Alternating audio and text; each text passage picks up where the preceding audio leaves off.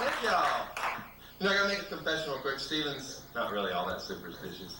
Thank you. You're welcome. And also, well, I confess, my family is a little bit on the superstitious side. There is a little bit of superstition sprinkled out in the far reaches of my family, you know, just way on the outside edge. But thankfully, I didn't get any of that superstition. I'm not superstitious at all. So that's very fortunate for me. Thank goodness, you know. Excuse me? You're excused. You know, I did think, though, that since we are here tonight, it's Friday the 13th, since we didn't make it here to the theater, that we ought to just, like, talk about, you know, I mean, even no matter how superstitious we're not, because I'm certainly not superstitious, you know, but you know, we can all think of a superstition, you know, one or two. I mean, one that comes right to my mind is the black cat superstition, you know.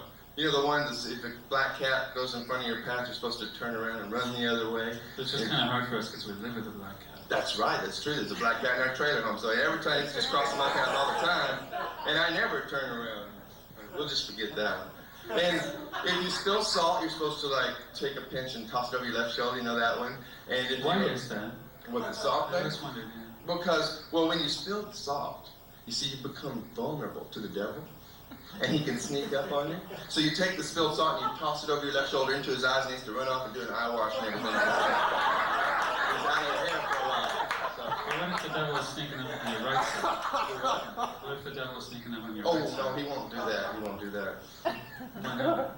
Because that's where the guardian angel sits. You know, see, right is right, and left is wrong. See?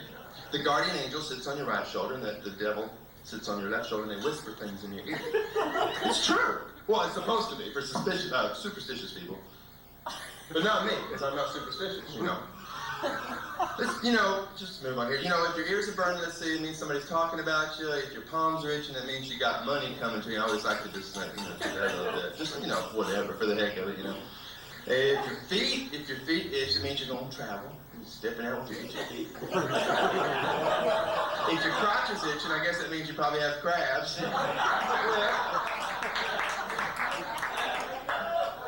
And when you sneeze, it means you got the devil inside you. So you gotta sneeze to expel him. Just get him out of there. You know a lot about superstitions for somebody who's not superstitious. Well, like I told you, there's a little bit of superstition sprinkled through my family way on the outside, you know. You know, speaking of my family, actually, you know, my head, my shaved head, actually has a superstitious symbolism attached to it. It does, you see.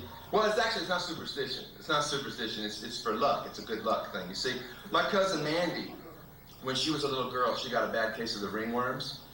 And it's true. She had it really bad. Her mama, my Aunt Melba, has this potion she can make up to kill ringworms out of her garden plant. She just gathers them out and makes it up.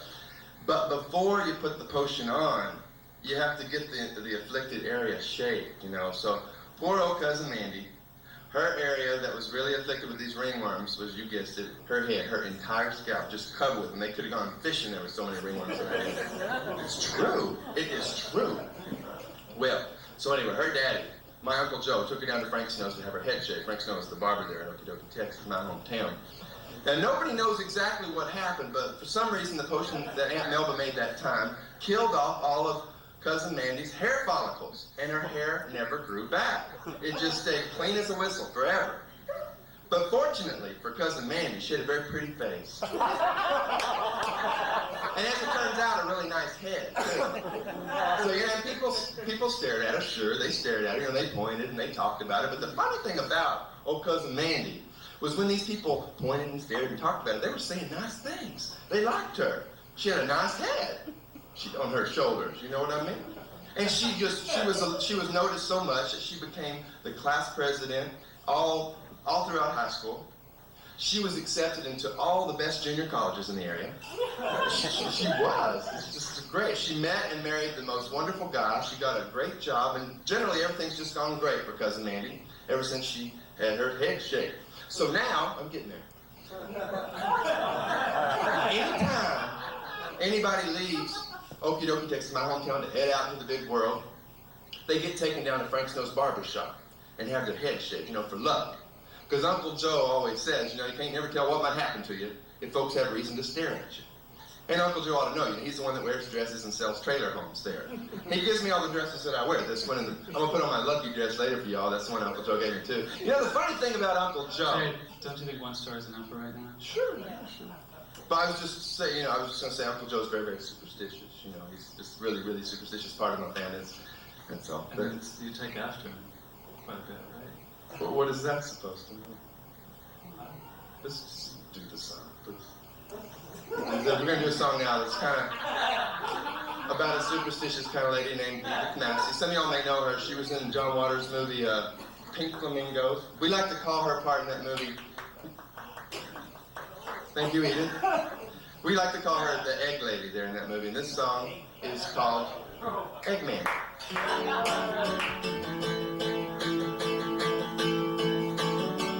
Where is the Eggman? Don't you know I'm hungry?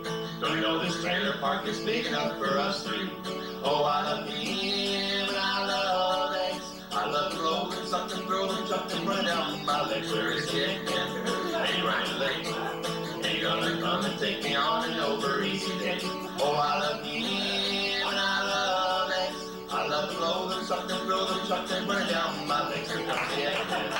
And he says he has a question for me. Wants me just to say I do. Oh, yes, I do. I do love eggs. I love to roll them, suck them, throw them, chuck them, run down my legs.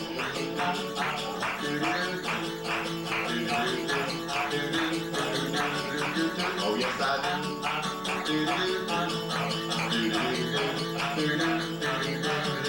Oh, yes, I do. I do love eggs. I love to roll them, suck them, throw them, chuck them, run down my legs. I'm married Eggman.